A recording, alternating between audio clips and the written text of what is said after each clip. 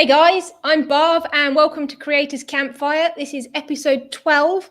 Sorry we're a little late. We've had some technical difficulties, but we are all systems go now. So tonight we have joining us Ryan Lose, who is a coffee entrepreneur. He has an absolute passion for coffee and he is now turning that into his kind of sole source of income. And we're going to try and follow his journey and see all of the things he's been through, the highs, the lows, and see where he is on that journey at the moment. So guys, please welcome Ryan.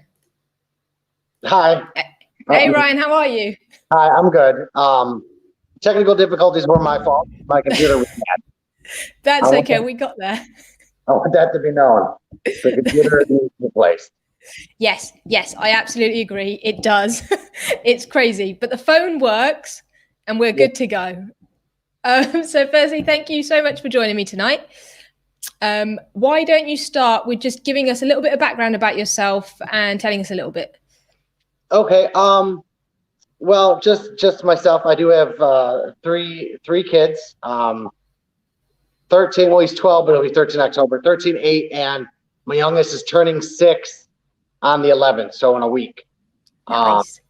I'm married to my beautiful wife, Krista.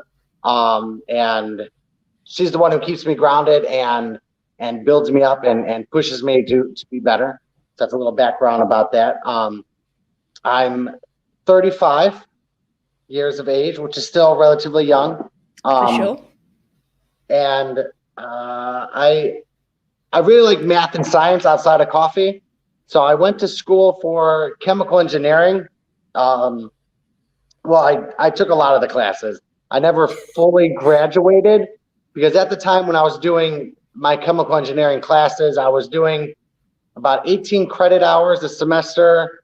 I was working third shift in a factory and raising my oldest. This is before my other two came around. So I was only getting about 2.5 to 3 hours of sleep on average a night. There was a couple of days where I'd go without sleep.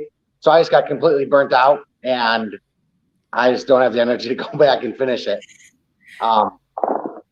But that's a quick background of me, like the good. Wow, I think you made the right decision there. If that's all the sleep you were getting, that was definitely the right thing to do. Yeah. There was one time, I guess, with when I was doing all that, and it's a story I like to tell, so I'm gonna tell it since we talked about it. Sure. But it was, I think it was a Friday night, and me, my wife, and my sister-in-law were gonna go out to the casino because my brother was working the casino. And we were gonna go out, and I was just exhausted, like falling over, so tired. So I remember her asking me, she's like, Ryan, when's the last time you went to sleep? And I started thinking about it, and I was like, well, I think I woke up Wednesday night, like Wednesday around, no, it even might have been Tuesday. I think it was it was Wednesday. I said, I think I woke up around Wednesday around 10 o'clock to get ready for work. And I was like, why, what's wrong? And she's like, well, it's Friday night. She's like, you haven't slept in like 2.5 days. And I was like, oh, okay, I guess I'll go take a nap. But yeah, it was bad. There was days I would go without sleep. Oh my God. Okay, I can't even imagine that. I'm definitely someone who needs their sleep. If I don't get 8 hours, I'm all over the place. Okay, so Ryan, we're here to talk about coffee. And I think I've admitted to you before, but I'm personally not a huge fan of coffee. In fact, that's a lie. I absolutely hate it. But I think I inherited that off my mother. I think it's the smell that gets me, which I know is what most people love. And I'd actually never even tried it until last summer, I think, when I accidentally picked up somebody else's order at Costa and it turned out to be a coffee. And yeah, it nearly got spat out, but it proves that I was right, that I didn't love coffee. But anyway, you, on the other hand, absolutely love coffee. So do you want to tell us about where that love came from and a bit about why you love it so much? Actually, I was in the same boat that you are. I hated coffee. I hated everything about coffee. I think I usually just did energy drinks is what I would use. And I couldn't stand the taste of coffee. The smell was was okay, but it wasn't like how you said, everyone really loves the smell. That's where I'm at now. The smell alone is the aromaticness. I make up words. The aromaticness is delightful. But yeah, I remember I was going to work and my one friend, he drank just straight tall black coffee. And he's like, "Hey, I'm gonna go get coffee. Do you want one?" I said, "No, I don't like coffee, and there's no way I could drink just a straight black coffee," which is at that time just disgusting. So, and it wasn't even like good coffee. This was gas station coffee we're talking about. This is just, you go there and the pot of coffee has been sitting there for about 10 hours and you pour yourself a cup of coffee. It wasn't good, but that's what he drank. Hats off to him. So, I was at the gas station with him anyways, and he's like, "No, you should try something." I said, "Okay, fine." But I didn't get a coffee. They had like a latte machine there, like you can make your own, which is still not high quality, but they had a flavor, and this is back in, I want to say 2007. So for anyone calling me a hipster, I just accept it. But it was a pumpkin spice latte. So I tried that, and it was actually really good and delicious. And this was before the pumpkin spice lattes really blew up. But I had that, and it was like the only thing I would drink was this pumpkin spice latte. And then I got into like a Christmas, like a York peppermint patty type latte. And I think that's what slowly started. So the addiction, I guess you could say, started there. That was like the gateway coffee, was the PSL. And then once you got into that, then you could start trying other types of lattes, and then you could maybe cut back on some of the sugar, because those lattes are just caked with sweeteners and sugars. You don't taste the coffee at all. You just taste the flavors, and then you could just slowly just cut back on that. And I think that's how I did it, and that's how I grew into my love for coffee. But I think that's how, I guess, I got started into coffee. God, my wife won't stop texting me. Sorry, Chris. He's going to watch this later, and I'm complaining about it. Yeah, maybe that's not wise. I got it. So if you see me do this, it's because I'm on my phone and I have to swipe her thing away. Krista, I love you. I'm sorry. But I guess like the big reason on why I really like coffee is not just the flavor of it. It's not the energy boost that it can give you. It's not the unfortunate habit forming have to drink it every morning that falls in the line. But I like it because a lot of times when I'm drinking coffee, it's usually with either my wife and we're relaxing, having a cup of coffee, or with a neighbor or my friends. So I think that's where my love of it really grew, was because we were just able to sit down, relax, and just talk about anything that was either bothering us or anything that we really wanted to talk about and get off of our chest. Usually my neighbor really liked to get stuff off of his chest, and my friend and I really like to have some chats about over coffee. So I think that is where my love of it really grew, was not the coffee itself, but the closeness and the camaraderie or connected, that it made you feel connected to your friends and those who you were talking to. Yeah, I guess it becomes a social thing. I think people would maybe say the same thing about alcohol when they go out or when they're having a party or something. It becomes the social aspect rather than actually the thing itself. Yes. Yeah, and that's why I think I like it. And yeah, you brought up like the alcohol, and I guess it has the same like social capabilities where you sit there and you're drinking. It's just with alcohol, sometimes you can end up drinking too much. And then the end result might not be good. With coffee, I guess if you drink a little too much, you get more done in the day. But you then can't sleep. Well, I don't sleep. Yeah, well, I think we found that out tonight. Yeah. Okay, cool. So you obviously clearly love coffee, although it's interesting to see that you've kind of gone on a journey of hate to love rather than it's something you've always loved. Mm-hmm. But now talk to us about your latest venture with coffee and what has potentially uprooted your life. Give us a bit of background around what's going on. Okay. Well, like I said, I went to school for chemical engineering, and I always planned on going back and finishing it when the kids got older, so I could spend more time focusing on school. I just don't have the time or energy to do that. but I always thought it would be nice to own my own business or be able to provide a service to people. But I didn't really know what it was I could do. I'm not the best with computers, i.e. our first half hour of trouble we had here. My wife cuts hair. But I don't, so I can't really go out there and do that kind of a service. So I didn't really have anything that I could provide. I didn't know what kind of business I wanted to open and to run, but I always just wanted to have just a small business, nothing big where I'm gonna be a billionaire or a multimillionaire. Just something small that's gonna pay the bills and allow me to have a happy and enjoyable life for me, my wife, and kids. That was the goal.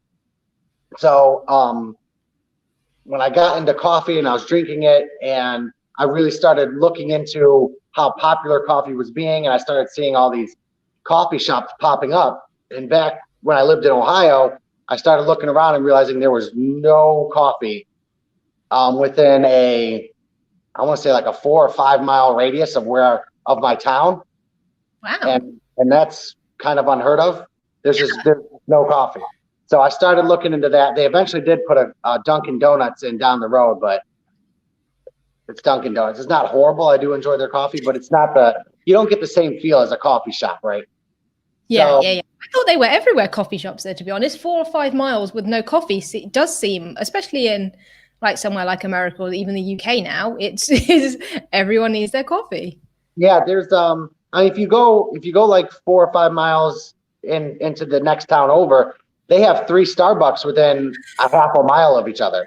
Like the same parking lot. You got one Starbucks in Target, and then you got the other Starbucks that's a standalone store right outside, and then down the road you got a third Starbucks. Right. So that's how it normally is. And then I've seen where you have a coffee shop on one side of the road and then another coffee shop on the other side of the road. And they're both still able to maintain business. That's how it normally is. So when I looked into it and I realized there's no coffee in the area, I was like, okay, well, maybe I could go ahead and put in a coffee shop. And this is something that I'm capable of. I can do it. I have to learn how to make coffee, like lattes and cappuccinos and espresso based drinks. But I didn't know how to do that. But I was like, this is something that I could do. And I like the thought of just a small town coffee shop where you give back to the local sports programs and give back to the schools. And I even had an idea for like school art programs. Because if you look at some coffee shops, they have art for sale on the walls. If you ever go into one, there's art on the wall. That's cool. It serves 2 purposes. One, the owner of the store doesn't have to pay for art to decorate the shop. Yep. And 2, it helps the artists so that way they could sell it. But I wanted to do one where I went to the local high school and asked high school kids to paint me random pictures, and then those would be for sale, and then all the money goes back to the art program. I thought that would be nice to help just the local schools and the art programs and stuff. For sure. So when that idea popped into my head, I looked into it, and I didn't have time to get a part-time job working at like a Starbucks or a coffee shop or something like that to learn the trade. So I bought myself a small, it's called a Breville Barista Express. It's a little espresso machine. So I bought that, and I just started working with that and trying to self-teach how to make different types of drinks. So that's how I got the idea of wanting to open up the coffee shop, and how I've been slowly starting. This has been, I want to say, almost 2 years now, a year and a half that I've been researching and looking into it. So then we ended up moving, but prior to the move, my parents moved down to Florida. And then a year later, my wife's parents moved down to Florida, and they are about 1 hour and 10 minutes from each other. So it's relatively close compared to the size of Florida. It's pretty close. So, and coming from Northeast Ohio, I don't like the cold. I'm a freeze baby. I can't handle it. And Ohio, the temperatures go, like on Sunday, you could have 75-degree weather. And then by Wednesday, you're talking 31, 25-degree and it's snowing. So I couldn't handle it anymore. So I'm trying to translate that into Celsius because over here in the UK, it's like you always hear Fahrenheit, and then I'm like, right, they're saying it's cold, so it must be. But no, that sounds cold. I'm just gonna grab random numbers. I want to say I think it's 20 degrees Celsius down to, we'll say, -5. Okay, right. So pretty darn cold. Yeah. Yeah. So below freezing. Below freezing. Nice, comfortable weather to below freezing. Got it. And that could happen in like a day or two. Right. So yeah, there is some agreement in the chat that Ohio weather is crazy. Yeah. So we talked about it, and it wasn't just something that I wanted to like force her to like uproot her whole life up here and say, we're going to move down to Florida where it's warmer because I don't like the cold. So we both had to discuss it. And then when both of our families moved down, they were like, well, it would be good to be closer to family. The kids will be able to see their grandparents more often. So at least that aspect, it helped us make the decision. And then the last thing leading up to our move was we had to get our house ready to sell. So we planned on taking the next year and a half, getting the house ready to sell. And then we'd be able to put it on the market, sell it, and then we'll move. But then the pandemic happened. My wife was furloughed. So she was home for 7 weeks. And she just went ahead and repainted the whole house and worked to get the house ready. So we were able to put it on the market really quick. And it sold within 4.5 days. Wow. Pushed us out quick. And were you ready on the other end? As far as what on the other, like moving down to Florida, did I have a place to stay and stuff? Yeah. Yes. Yes, we had a place already lined up, and we were good with everything was already set up in Florida. My wife had a job, so I still had to look for a job, but in the meantime, I was going to focus on looking into coffee ventures. Yeah. Okay, that's cool. So it was good. It actually worked out very well then for you. Yeah. Yeah. Yeah. Okay. So where are you now? So you're all moved in. Am I correct? Is that where you are? Yes. We're in Florida. Right now we're just renting a place, so we're going to look into buying a house and really establishing roots. So we're not fully unpacked, but we're not unpacking those boxes. Yeah. Okay.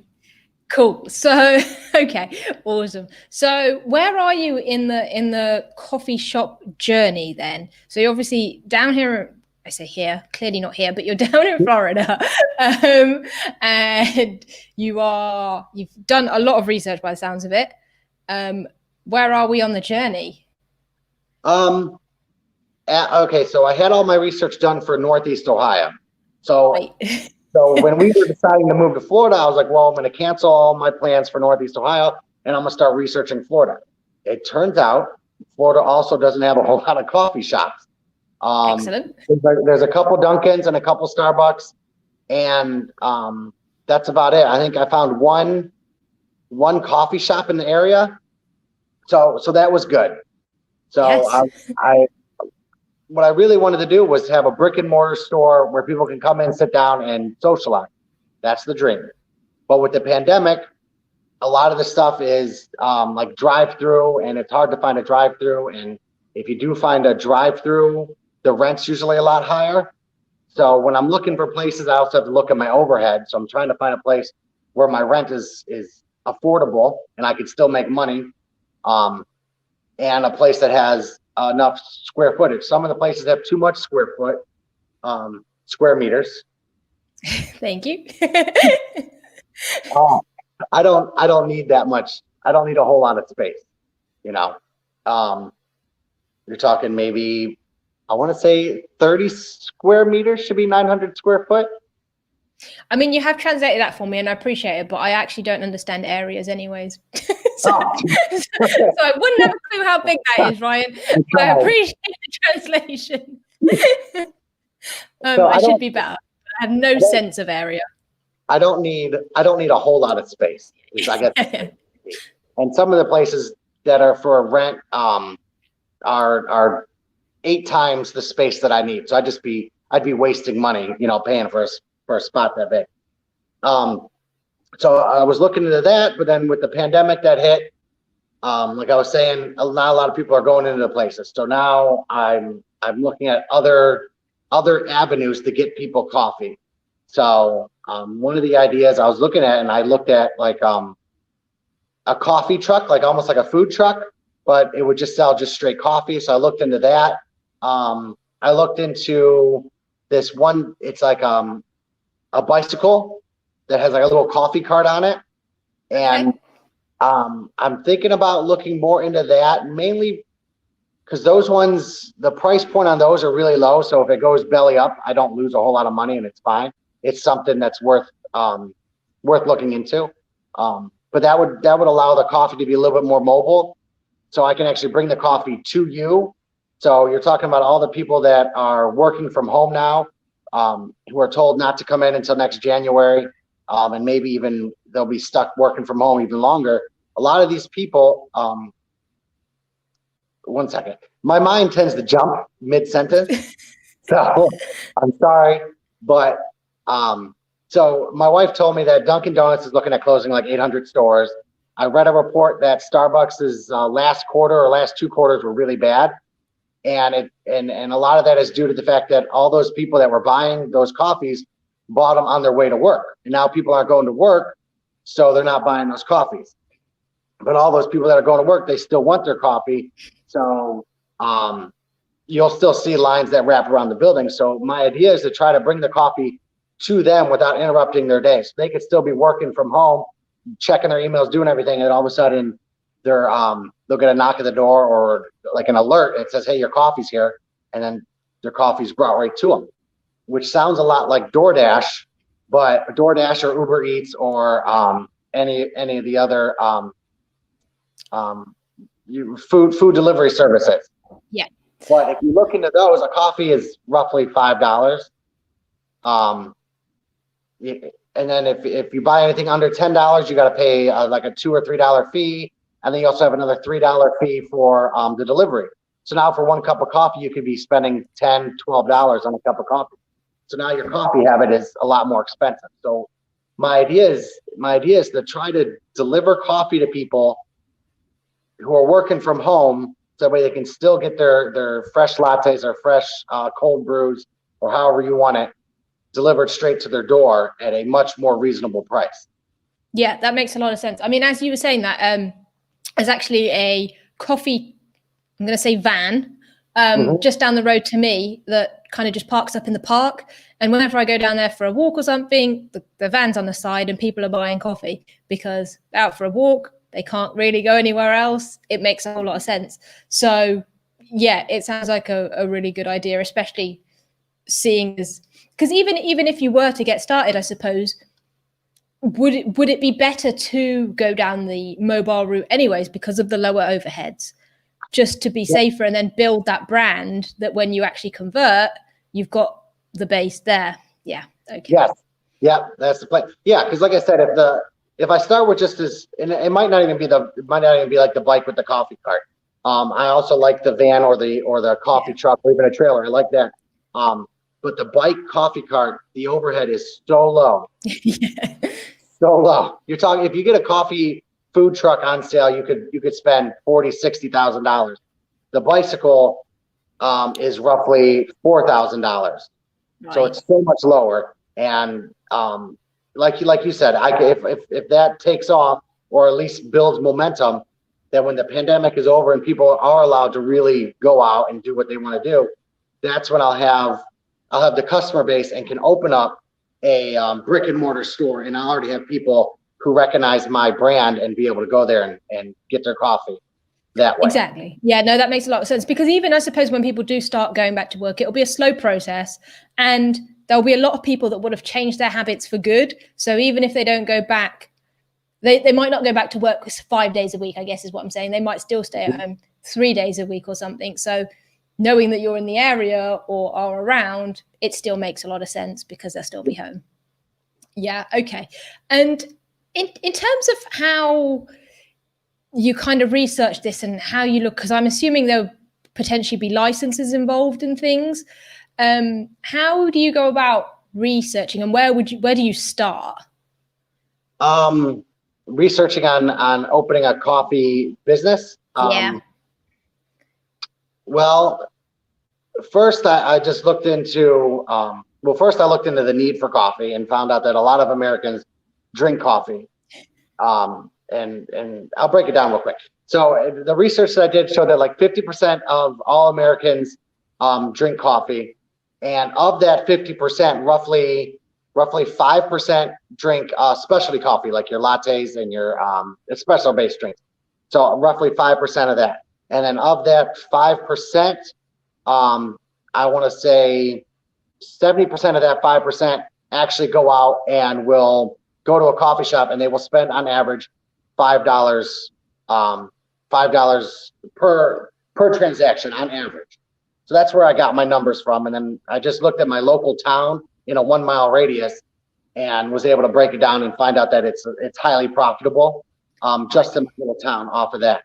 So I'd have to redo that, look at the demographics and the amount of people in this area, and recalculate my numbers. That's how I started my research and why I was like, I think this will work.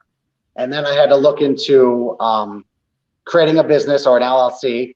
So I did that. And then the next step is to talk with the health department and get everything squared away with the health department. And they gave me a breakdown of what I needed. And back in Ohio, I had to take a course, which I never got around to doing, but I would have to take this 3-day course and get I don't want to say licensed, but get certified in how to properly handle food. Even though I'm not going to be cooking eggs or raw chicken, but I'm storing milk. So I have to be certified on how to properly store and handle food so people don't get sick. And then they also said, well, you got to have a certain kind of sink. So I'd have a 3-compartment sink, and the depth of the sink had to be able to hold my biggest piece of washable equipment. So it had to be able to be completely submerged. So that was some of the things that Ohio wanted from a brick and mortar. So now that I'm in Florida, I have to relook into the health codes, relook into any kind of certifications that I need. And then if I want to do like a food truck, I have to look into that. So that all needs to be researched now that I switched states and kind of switched the direction that I wanted to take the coffee shop. So that one is that I'm going to be starting that research here pretty soon and looking into it. I haven't really gotten around to that. Yeah. Okay. Well, you've had a lot going on with the move, so it's understandable. Is there anything, I suppose, in the process up to where you are now that you didn't expect, or was a lot more challenging than you expected, or was surprisingly easy? It was actually a lot easier to get the LLC than I thought it would be. It took me maybe 45 minutes and $150. I just had to fill out a couple forms online and pay a couple fees, and I got the LLC. I was like, okay, that was a lot easier. I think my anxiety was high. I thought I was going to jump through hoops, but that was easy. Something that was a little bit more challenging though is my local town where I was living. In order to open up a coffee shop, or in order to open up anything, because I was looking at some different spots to rent, I had to jump through hoops to be able to open up a store. So they needed a blueprint of my area, and then they needed diagrams of how I wanted to change it up, and they wanted to know all the dimensions and what I wanted to change, and they needed to know locations of sprinkler heads and fire extinguishers, fire alarms, which I guess I get, but at the time I wasn't thinking it was going to be that in depth. I thought it was like, oh, I like this space, I'm going to put in some tables and chairs and be good. No, that also had to be taken in front of a committee too to be approved. Wow. Yeah, that's when I was looking at renting a place to open up my coffee shop. So yeah, that one was pretty big. Yeah. Okay. I was going to say, I guess there's always, like, you have this idea in your head and you think, okay, it should be straightforward. I need a premises and I need to just, get some coffee in. But as with anything, you start looking into it and all of a sudden something that seems fairly straightforward just becomes like this huge thing. And what impact does it kind of have on you and your thought process when you come up against these challenges or something is bigger than it seems? Like, how do you cope with that? Because I think if it was me, I'd be like, I just can't deal. But I think I go through like through stages. So at first I'll just start panicking, and then I'll just want to go, you know what, screw it, I don't want to do this anymore, I give up. And then I'll talk myself back into doing it, and then slowly talk myself into going, you know, it's not that bad. You know, if the city gives me like a list of 10 things, instead of looking at all 10 things at once and having a panic attack, let's just focus on one thing. Luckily, my wife is really good with this, with helping me through that stuff. So sometimes when I have a bit of a panic attack, she'll kind of take over, and maybe she'll check one thing or two things off until I'm ready to go back to the list and start working on things.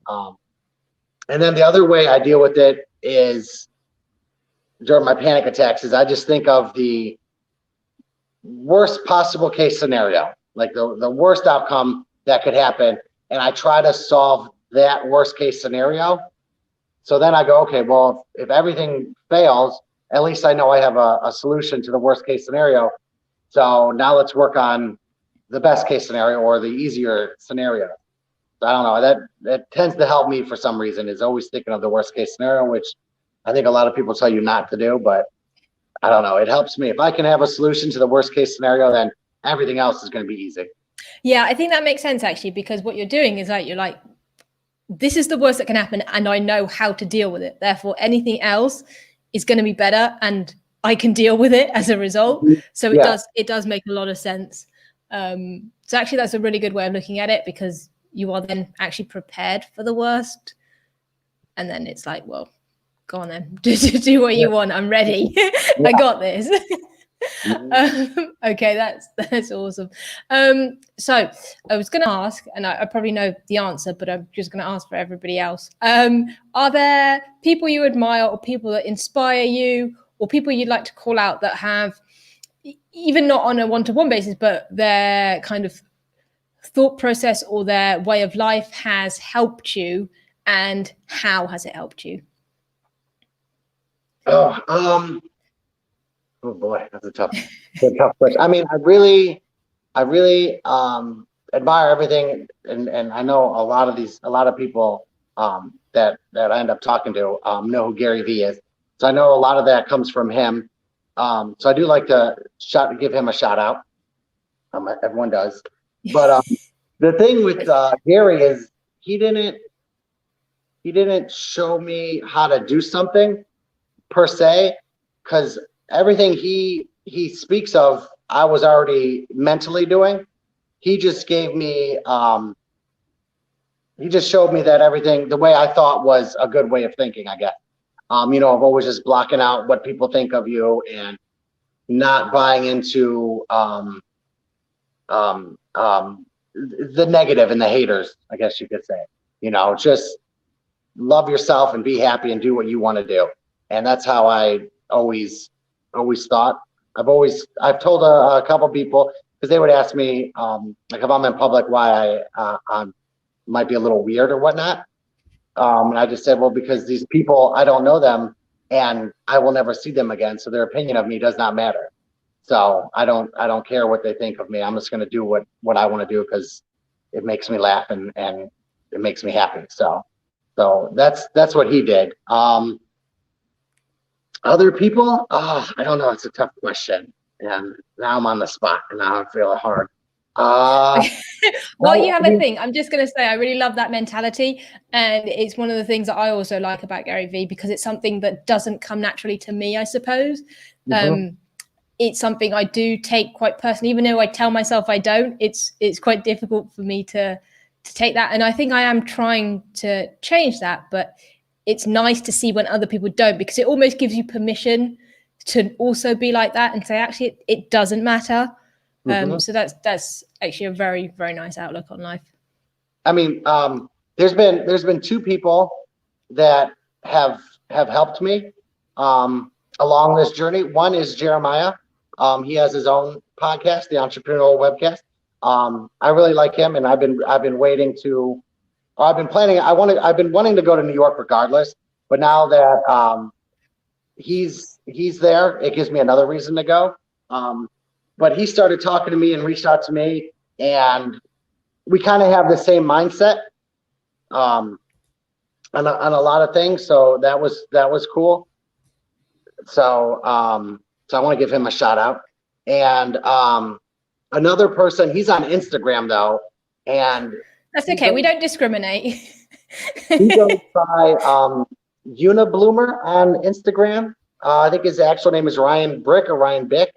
And when I first started my social media journey, I think he was one of my first followers on Instagram. I thought it was cool that he followed me. So I had like 2 followers. One was my wife and one was him, I think. But I just remember I got the follower, I got excited. So I checked his profile and it said that he was a Slytherin, but I'm more of a Hufflepuff. So I messaged him and I said, you had me at coffee, but you lost me at Slytherin. But then we started talking back and forth, and he's taught me a lot of different things in the coffee world, and he owns his own roasting place in Utah and his own coffee shop out in Utah, which is a really cool coffee shop. But I bought some coffee off of him, and it's probably the best tasting coffee I've ever had. So if anyone wants to check his place out, it is Wasatch Coffee Roasting. WASATCH Coffee Roasters. So if you want to look that up. I am not good at reading, so I just butchered that word. I'm sorry. But yeah, I tried some of his coffee and it was phenomenal. I loved it. It was the best tasting coffee. That's awesome. I was going to ask you something, but you, what were you saying before that? No, totally lost it. Anyway, one thing you reminded me of that I didn't ask you earlier, that I got sidetracked. But when you were learning, so you've obviously bought this little almost homemade barista kit, Breville thing. How long did it take you to learn different types of coffee on that? And is that, was that good enough to do what you wanted to do, I guess? Yes, the Breville, the little Breville machine that I have can make all the coffee drinks that I've been working on. And as far as how long it took me, you're assuming that I still learned it all. No, okay. It took a while. I'm still trying to learn. I'm still trying to perfect latte art skills, which is the hardest thing for me to do. And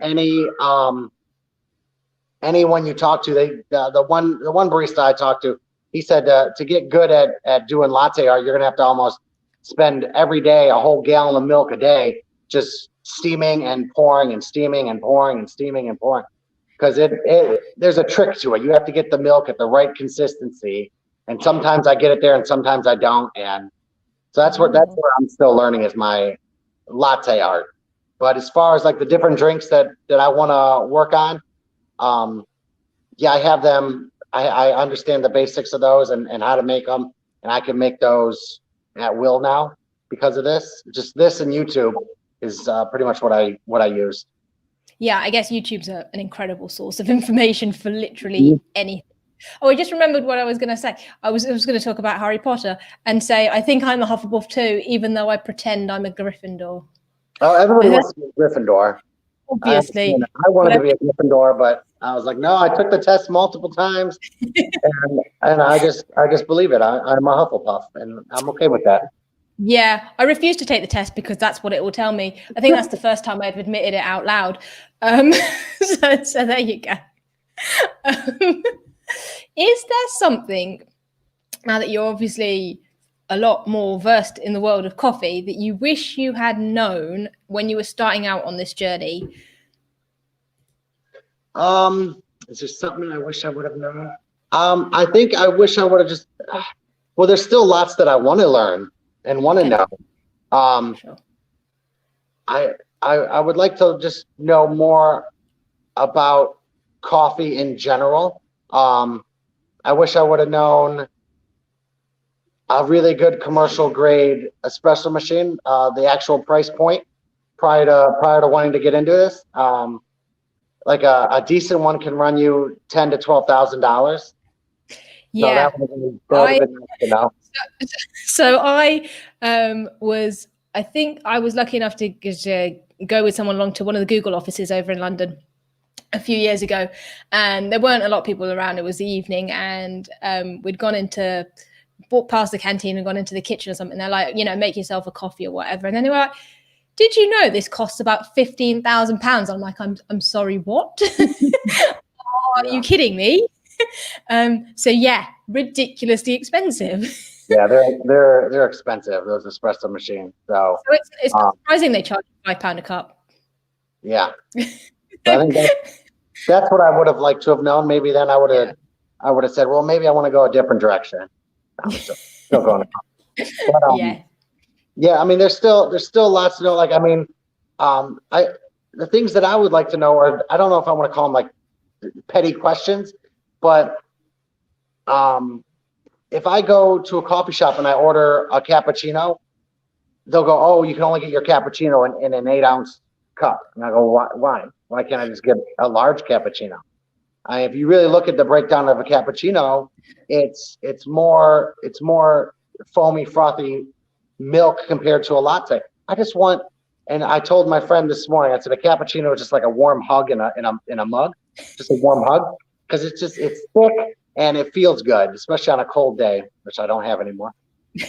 So I would just like a large hug in a mug. I just want a large one. And I said, no, we only do cappuccinos in 8-ounce servings. And okay, I don't understand why. I don't get that. So I don't know. I was looking into that. Yes. Like a latte, you can get multiple sizes of lattes. And I mean, you're still only getting the same amount of espresso in it. They're not giving you any more espresso. They're just diluting it with milk. Yes. Okay. Yeah, that is a bit strange.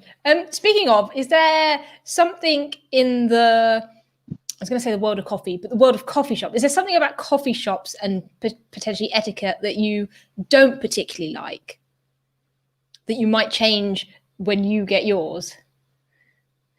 I don't like, for the longest time, that coffee shops are kind of looked at as being pretentious and snooty. Like I know for the longest time, the one reason why I always got gas station coffee was because I didn't feel like I would belong in a coffee shop. Because in my head, you always had like hipster kind of people going into coffee shops and sitting down there and being highly sophisticated. And ooh, man, look at the whatever today. And I don't know. I can't even think of what I want to say. So I just didn't ever feel like I fit in at a coffee shop, and I'd always feel like I was ostracized and looked at funny. So that's why I always went with the gas station coffee. So I kind of wanted my coffee shop to just be different and be strange and weird. A lot of coffee shops are all built, I don't want to say built the same, but you have a lot of them either going to have like exposed brick, or they're going to have your natural tone, or they're going to have natural wood countertops. If you're lucky, you might get like a modern one that's just like with maybe like a steel countertop and an aluminum countertop, something like that. So a lot of them are kind of built the same, and your cups are always just white or black, and the walls are just blah. So my whole concept of a coffee shop was really bright colors. So I went out and bought all these coffee mugs because, like I said, I had a place that I was on the borderline of signing papers and opening up. So I started buying some stuff. And they're all really bright colored coffee cups and mugs and plates. And I wanted really bright paintings on the wall. So just something, when you go in there, you just have a completely different feel. The coffee cup itself is not hidden in the background. When you walk in the coffee shop, the first thing you're going to see is everyone's coffee cups, because I would have like maybe gray walls and a black floor, so the coffee cups stuck out more. So that was always my idea, and then just have more weird things, I guess, so that way the weird people like myself don't feel awkward going in there. They'd feel more comfortable. Yeah, no, I agree. It gives it a bit of character. It's not all the same and very, always not industrialized, but they all look the same. They're right. That you're in a coffee shop. You're just a different name. So yes, I like the program. And actually, I've seen your mugs, and they are very, very cool. I do love your mugs, and I love that they've got bright colors. So yes. Before I ask you the next question, sorry, this made me laugh. Large hug in a mug. Please use that as your signature cappuccino. I think I will. I think you should. I think that's lovely. Where was I going? So obviously that's kind of like the ideal if you had this brick and mortar place, which by the way sounds awesome. What would it potentially look like, or how would you feel if you went down the coffee on a bike or coffee in a van look? Does that change the way you want to do it? Would you be more, I wouldn't say standardized, but would it be more just simple given that, you don't have the same resources? If I did a coffee on the bike, there's not a whole lot of character you can give the bike in the cart. But if I did like a trailer, the trailer would obviously be brightly colored with my logo on the side, and it would be fun and probably weird looking. With just like a weird design, but it would obviously be brightly colored. I'd like to stand out and not just be hidden in the background. I couldn't hand out ceramic coffee mugs to people because they'd just be getting it to go. So I looked at to-go cups, and I think what I would do is do a black to-go cup, and the hand warmer or the coffee sleeve, the thing that slides over the coffee cup, that itself would be brightly colored. So you'd have your regular coffee cup with just a brightly colored sleeve with my logo on it. So that way, even when you're walking on the road, if it gets popular enough, people can just tell what coffee cup that is. Whereas a lot of other to-go cups are just white, so you can't really tell what they're drinking. This would be a brightly colored one. Nice. Guys that are watching, firstly, thank you. And secondly, if you have any questions, and I'll just run through them all in a second, but maybe drop them in the comments now and we'll get to them. Ryan's ready. Can't wait. Don't be difficult. That was that look. You should sell your mugs. That would be cool. I thought about it because someone else asked me. Yeah. But it's just a coffee mug with a sticker on it. So I could give people a coffee mug. I don't know. I would feel like I'm cheating them if I actually sold it. If that makes sense. I would just, because I'm not doing this to make a lot of money. Like money never drives me to do anything. I mean, me and my wife took a massive pay cut to come down here, so money was never a factor. It was always just doing what we want to do and enjoying life. So I would feel bad. I mean, I could. I mean, you don't have to charge millions for it. you can just. I think it would be cool. Anyway, there was a question that I missed earlier, so sorry. So, which I suppose we kind of maybe touched on, but let me just. Did someone actually ask about selling the coffee cup? No, that was me. Oh, okay. I was gonna say, if someone really wanted one, just hit me up on Twitter. I would just give it. I would send you one, but international shipping is so expensive. That's really cool. It would probably cost me like $60 to send it over there. It probably would. It's ridiculous. No, that's cool. They are very cool. Maybe when I'm in the States sometime, I'll let you know, and I'll buy a mug off you. Tucson is saying, so far, what has been the most challenging part for you, which we may or may not have touched on earlier, so I'll let you jump on that one. And where are you planning on getting your coffee from? Oh, great question. How do you put it? It's Tucson, right? Because like I said, my reading skills are just horrible. It's a lovely story about him. I love this guy. But before I answer his question, I was on Twitter and I had a Gary Vee book. It's pinned to my profile, and I think before he even sent me a friend request, he just sent me a message and said, "Oh, I love Gary Vee, and I haven't read that book. Can I have that book when you're done with it?" And I was like, "Well, strange. And I was like, okay, but I started talking to him and I was like, well, I don't know if I want to just give this book up. I'm not done reading it. And he's like, here, I'll trade you books. And I was like, oh, okay, well, that's a nice proposition. I said, I think I could do that. So we ended up trading books and talking a lot on Twitter. And now I can call him my friend just over that odd request that he sent me one day. So I love him for that. And thank you for reaching out and asking me for my book and trading me. So he's another great guy that anyone watching should go follow. He's doing a lot of great things for his people from back in '80. That's where he's from. So he's doing a lot of things trying to help them out. So that's great. Now on to his question. The most challenging part, yeah, I think we did. It's just as far as the brick and mortar, it's just all the different hoops you have to go through with the cities. At least the city up in Ohio, I had to go through a lot. That was challenging. I think the health department would have been actually easier. They were actually easier from when I talked to them. They weren't hard at all to deal with. It was the city was actually the hardest. But that might change down here in Florida. So we'll see. And then where I'm getting my coffee from, I haven't looked at any local roasters in Florida, but I would like to do a local local roaster because I would like to support local communities and local businesses. That would be the big thing, is supporting that. So if I can't find a local roaster, I might reach out to the one company I talked about earlier and get coffee off of him because his coffee was delicious. So yeah, I got to look into some local roasters, go there, try their coffee, see what it's like. And that's where I'm hoping to get my coffee from.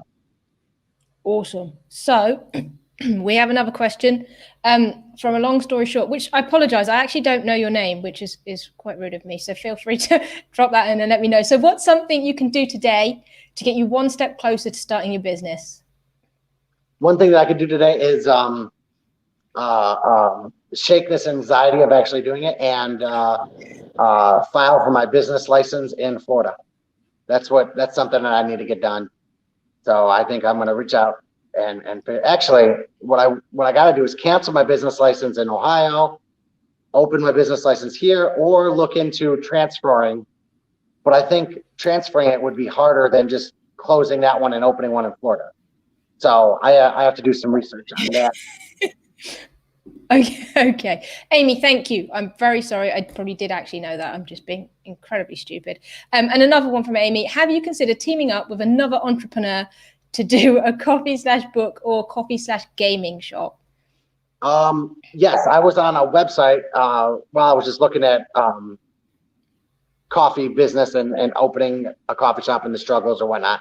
And one of the websites I stumbled across was ideas to open up a coffee shop. And I think some of these ideas, like she posted there, are really good, especially during this pandemic, because a lot of people are losing business. So they're not able to afford their current rent. So I have thought about looking into like a used bookstore, even a gaming shop, or just a small business and asking them if I could rent out a corner of their building so I can set up my coffee shop and we would both be able to grow customers off of each other. I couldn't find any used bookstores around here though, because I did look into that. Okay. So I was going to look at other types of stores. So I have just been, because I've only been here like 2.5 weeks. So I've been driving around just trying to get a lay of the land and see what is available and what types of businesses are around here. And I haven't really found a whole lot of small mom and pop kind of shops that will say, yeah, we could use some help with rent. Sure, go ahead and rent that corner over there. So I'm still looking for that. Yes, I love that idea. And it is something I looked at it as far as a brick and mortar store. Yes. Yeah, I like that idea too, because I it's one of those things. It's just quite nice to not go into, your standard Starbucks or something and have a nice kind of relaxing place to just chill, which again, I sometimes don't feel in the coffee shops I go to either. Not that I'm in there drinking coffee, I'm having my hot chocolate, but still it doesn't, I think I'm kind of like what you're saying. It doesn't feel natural, but to have that more homely. You should try a mocha then. If you like hot chocolate, you should try a mocha. and just ask them to make it extra chocolatey. Is that not just having a hot chocolate then? It's a hot chocolate with energy. Okay. It's a hot chocolate with a shot of espresso in it, pretty much. It's probably a good thing that I don't have the extra boost, because I'll probably be flying off the walls if I'm honest. Okay, so before we wrap up, is there anything that you want to say or talk about, or is there a message you'd like to give that we might not have covered in my rambling questions to you? Oh boy, I love when you just put me on the spot like this. So sorry, you don't have to. I'm just checking there wasn't anything.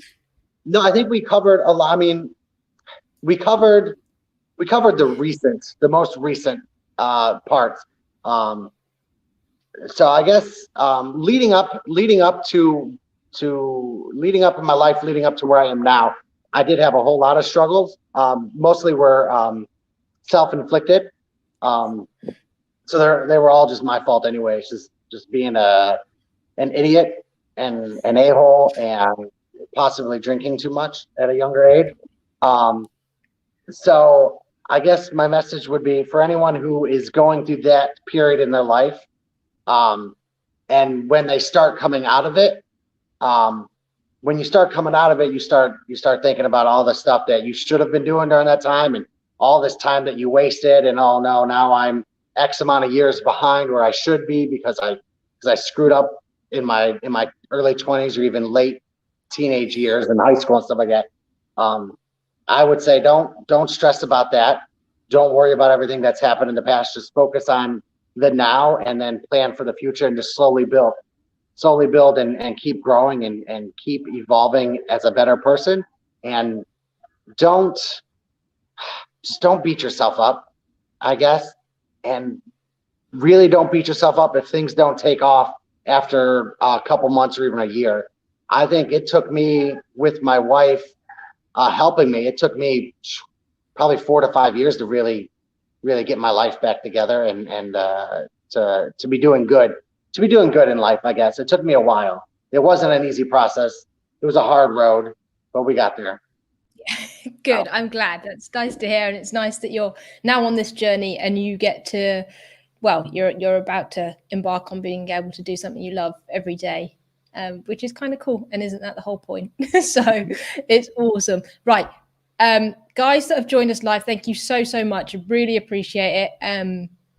It was good to see you here. It was good for all the questions.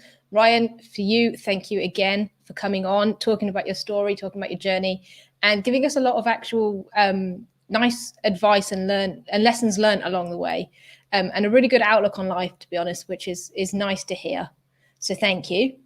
Mm-hmm. To everybody else, I'll be back same time, same place next week with a different guest. So I'll see you then. But otherwise, it's bye from me. Bye, guys.